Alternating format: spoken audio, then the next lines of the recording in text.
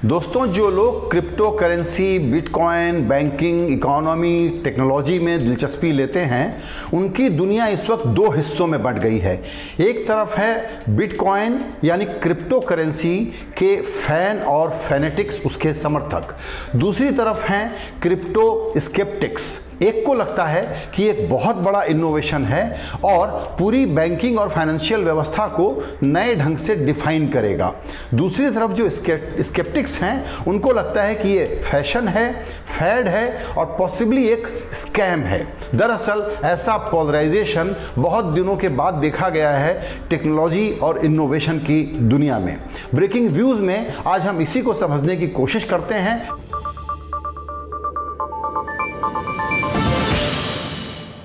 इस खबर को हमने इसलिए पिक किया है कि पिछले दिनों आपने देखा कि निर्मला सीतारामन, हमारी वित्त मंत्री, ने कहा कि हम क्रिप्टो करेंसी को पूरी तरह से बैन नहीं करना चाहते, ब्लॉकचेन को अलाउ करेंगे, उसके इस्तेमाल को अलाउ करेंगे। लेकिन दूसरी तरफ एक सोर्स बेस्ड खबर आई जिसके आधार पर यह बताया गया कि जो ड्राफ्ट बिल है क्रिप्टो करेंसी को रेगुलेट करने के मामले में, उसमें बिटकॉइन जैसी करेंसीज की ट्रेडिंग या इन्वेस्टमेंट को गैर कानूनी करार दिया जा सकता है। तो भारत में जो ये मिक्स सिग्नल आ रहे हैं, उसके बाद के दो डेवलपमेंट हम आपको बताना चाहते हैं। एक तो ये कि कॉइन बेस नाम का एक ट्रेडिंग एक्सचेंज है जिसने अमेरिका में कहा है कि वो नैस्डैक में अपनी लिस्टिंग करेगा और उसकी वैल्यूएशन है $68 बिलियन। आईपीओ नहीं ला रहा है, डायरेक्ट लिस्टिंग करेगा। दूसरी खबर है वीज़ा कार्ड आप इस्तेमाल करते हैं, पूरी दुनिया में 7 करोड़ ग्राहक हैं इसके जो पेमेंट के लिए इस्तेमाल करते हैं वीज़ा का। वीज़ा के सीईओ का कहना है कि हम चाहते हैं कि एक वॉलेट के रूप में हम जो लोग इन्वेस्ट करना चाहते हैं बिटकॉइन में, उनको ये सुविधा दे दें कि वो हमारे कार्ड से पेमेंट कर सकते हैं। दूसरा, हम ये करना चाहते हैं कि इसको फियाट करेंसी बना दें, यानी पेमेंट के लिए भी, आपस में लेन देन के लिए भी लोग इसका इस्तेमाल कर सकें। यानी बड़े गहरे प्लेयर जो हैं दुनिया भर के, वो अब देख रहे हैं कि क्रिप्टो करेंसीज जो हैं अलग अलग तरह की, हम नाम सुनते हैं बिटकॉइन का, लेकिन ऐसी सैकड़ों कॉइन्स आ गए हैं, सैकड़ों करेंसीज आ गई हैं जिसमें लोग इन्वेस्ट कर रहे हैं और उसकी खरीद बिक्री कर रहे हैं। बिटकॉइन चूंकि सबसे ज्यादा चर्चा में है, तो उसका एक नंबर लोग बताते रहते हैं। आपने सुना होगा कि जब से एलॉन मस्क ने उसमें इन्वेस्ट किया, उसके बाद अभी 2 हफ्ते पहले इसकी कीमत हो गई $60,000। एक बिटकॉइन की कीमत $60,000। अभी बाजार गिरा है और करीबन $56,000 के आसपास ये ट्रेड कर रहा है। लोग कहते हैं कि ये प्रॉफिट बुकिंग हो सकती है, लोग कहते हैं कि ये करेक्शन हो सकता है क्योंकि दाम बहुत ज्यादा बढ़ गए थे और ये पिछले 10-12 साल का फिनोमेना आप इसको माने, जिसमें कि अब बहुत सारे लोग इसी तरह के दूसरे करेंसीज लेकर के आ रहे हैं और उसमें ट्रेडिंग की कोशिश कर रहे हैं।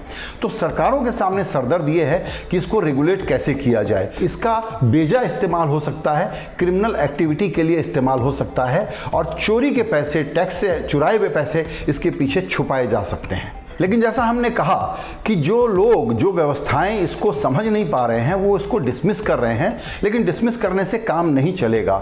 बहुत संक्षेप में समझना हो तो यूँ समझें कि क्रिप्टो करेंसी इसलिए आई है कि जो लोग कहते हैं कि हमको ट्रांजैक्शन के वक्त की बर्बादी से, ट्रांजैक्शन पर जो हम फीस देते हैं, एक से दूसरे पेमेंट के बीच में जो कई बैंक और इंटरमीडियरीज आते हैं, उनसे हमको बचना है। इसलिए हमने एक टेक्नोलॉजी का सोल्यूशन निकाल लिया है। और ये सोल्यूशन क्या है? क्रिप्टो करेंसी का मतलब ये है कि वो ब्लॉकचेन नाम की एक टेक्नोलॉजी यूज करते हैं जो डिसेंट्रलाइज्ड लेजर है, एक तरह का खुला हुआ पब्लिक रजिस्टर है जिसका कोई एक सेंट्रल ओनर नहीं है, एक सेंट्रल बैंक की तरह से कोई एक आदमी उसको कंट्रोल नहीं करता।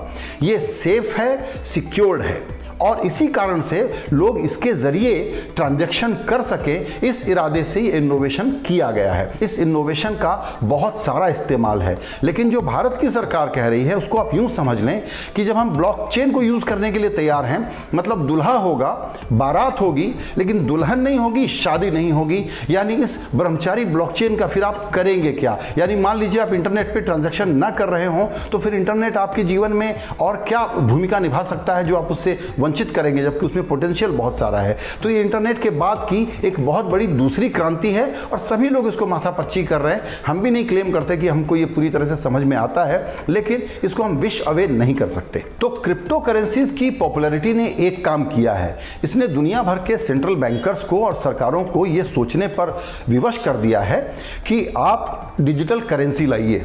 चीन इस वक्त ये पायलट प्रोजेक्ट चला रहा है, शायद 2020 में। आप यूं समझें कि जैसे कैश हम और आप आप लेना देना करते हैं या हम और आप क्रेडिट कार्ड डेबिट कार्ड का इस्तेमाल करते हैं, तो उसी तरह से ये एक करेंसी होगी जो डिजिटल फॉर्मेट में होगी। सिर्फ एक मोबाइल से दूसरे मोबाइल के जरिए इसका ट्रांसफर हो सकेगा और जितना बड़ा रेमिटेंस का कारोबार दुनिया भर में चलता है, अगर उसमें इसका इस्तेमाल होना शुरू हो जाए तो जाहिर है कि एक बहुत बड़ा बदलाव होगा। जाहिर है कि जो मौजूदा व्यवस्थाएं हैं बैंकिंग की और फाइनेंशियल सिस्टम की और इंटरनेशनल लेन देन की, वो इसके लिए तैयार नहीं है या समझ नहीं रही हैं, तो एक प्रकार का रेजिस्टेंस है। लेकिन डिजिटल करेंसी पर अमेरिका भी कहता है कि हम इस पर विचार करेंगे, देखते हैं कि ये कैसा आइडिया है। बहामास जैसे छोटे देश ने भी कर दिया है और जापान भी कह रहा है कि हम डिजिटल करेंसी के बारे में सोच रहे हैं। यहां ये बता दें कि नेहा नरूला हैं जो MIT अमेरिका में काम करती हैं और वो सेंट्रल बैंकर लोगों से इस वक्त बात कर रही हैं। उन्होंने एक बड़ी दिलचस्प बात बताई है कि भारत की पोजीशन इसमें अलग है।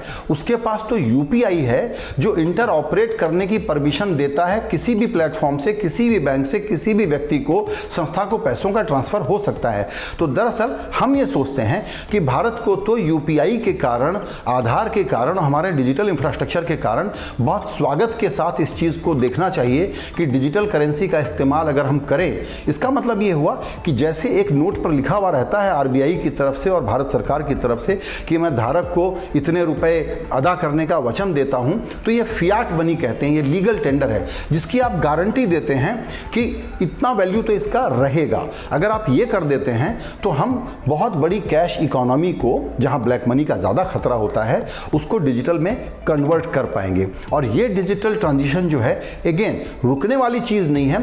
कौन हिचकेंगे, कितना देर से करेंगे, ये एक अलग विचार का विषय है। जो लोग कहते हैं कि हाँ डिजिटल करेंसी सोचा जाना चाहिए, क्रिप्टो करेंसी दरअसल क्या है समझ में नहीं आ रहा, उनमें एक साहब और हैं, उनका नाम है बिल गेट्स, जिनको हम मानते हैं कि दुनिया में जो मॉडर्न चीज़ें हो रही हैं, इनोवेटिव चीज़ें हो रही हैं, उसके वो बड़े चैंपियन हैं। लेकिन उनका भी कहना है कि इसका क्रिमिनल एक्टिविटी के लिए इस्तेमाल हो सकता है।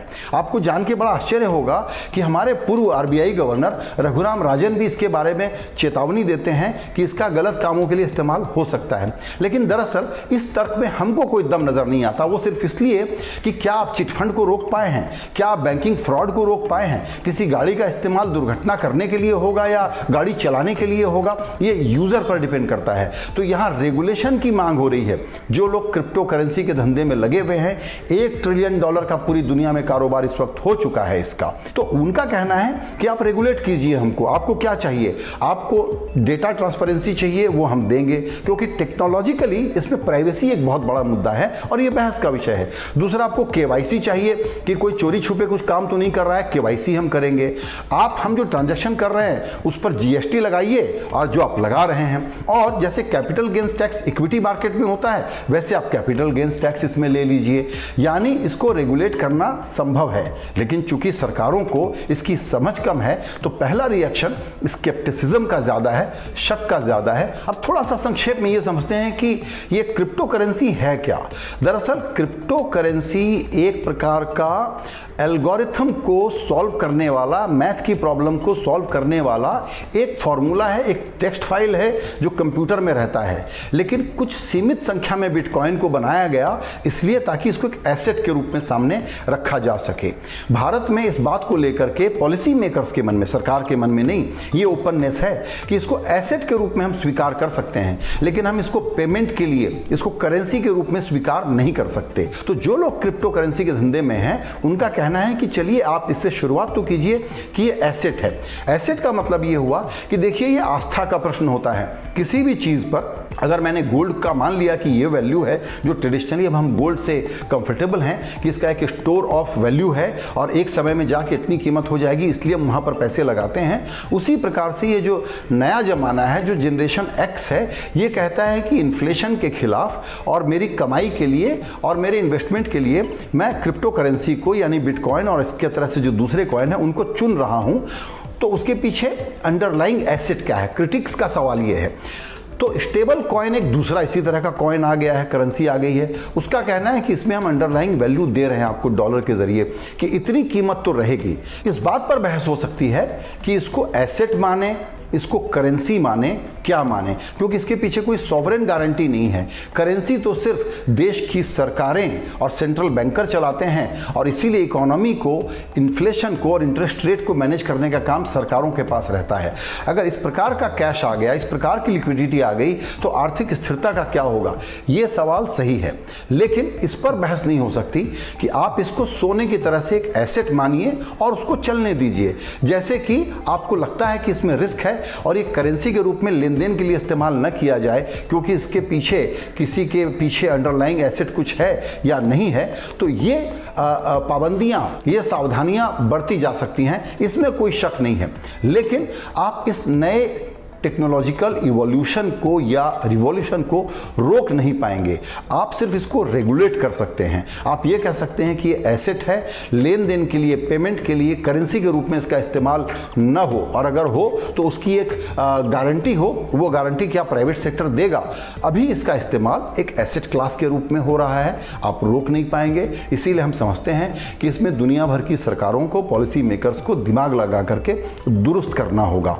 लेकिन अंत करूंगा मैं ये कहते हुए, जो वॉरेन बफेट की बात है कि जो चीज समझ में नहीं आती उसको इन्वेस्ट मत कीजिएगा। तो अगर आपको समझ में नहीं आता है तो अभी करेंसीज, क्रिप्टो करेंसीज में इन्वेस्टमेंट से दूर रहना चाहिए, जब तक इसके बारे में आपका ज्ञान और न बढ़ जाए।